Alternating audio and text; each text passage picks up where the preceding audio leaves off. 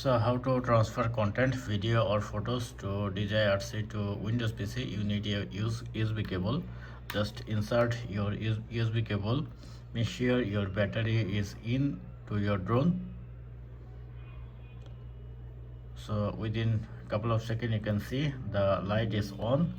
Now simply go back to your PC and open your this PC, and here you can see the option.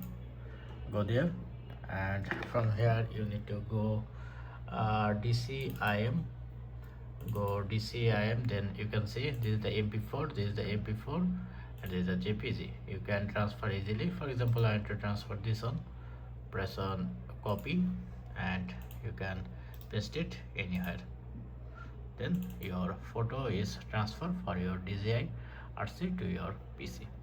Thank you. Have a good day.